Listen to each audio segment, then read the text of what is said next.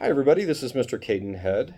Happy Friday. It is Friday, January 24th, and the second semester, spring semester, is off to a very fast start. I appreciate all of you starting the semester the way you have and all of your hard work. I want to share some concepts that hopefully will be helpful to you, whether you're parents, students, trying to understand sort of our grading principles and our grading systems at Folsom High School. We don't have one grading system because not one solution works for every single class and subject area and grade level and maturity level, but we do have three guiding principles for our grading. And the first principle is that your grade should reflect your proficiency on the standards in the course. So grades reflect proficiency. Guiding principle two is that effort should improve outcomes. So you work harder, you get better at that, right? It doesn't guarantee you a grade, but working harder and putting in more time should improve your grade. Number three is that our grade should accurately communicate your proficiency level to our entire community. And that really probably also includes colleges and universities.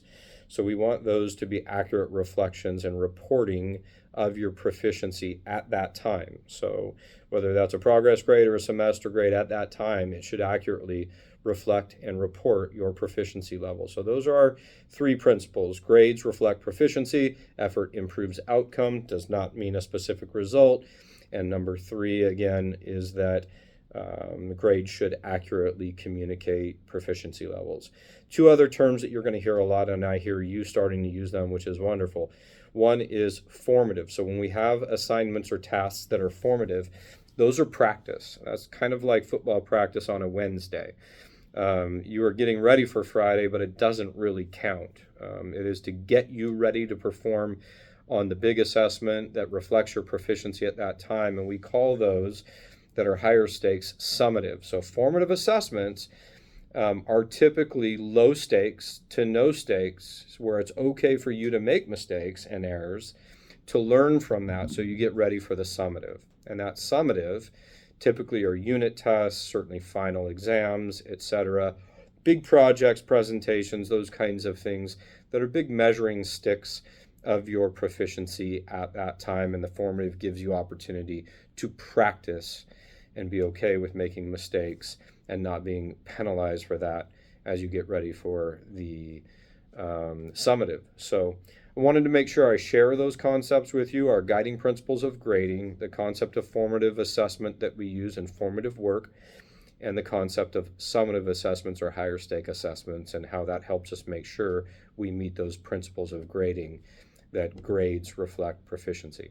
If you have any questions, make sure you reach out to myself, your teachers, your academic counselors, your assistant principal. We're happy to talk through any and all of those things. Outside of that right now, winter sports are in full swing. We're really headed toward the playoffs with it. All of our programs have really been highly successful, and spring sports are in conditioning and tryouts, and will be starting up full swing next week. So if you are a freshman or sophomore and you haven't had a chance to get involved in one of those sports and you want to, particularly track and field, because we have a huge track and field team and a lot of events that we need to fill, let us know. Go onto our website. There's information on the timing about tryouts and contact information. Or come see the assistant principal, or you can go see Miss Finley down in the athletic office. So I hope everybody's doing well. As always, it's Friday.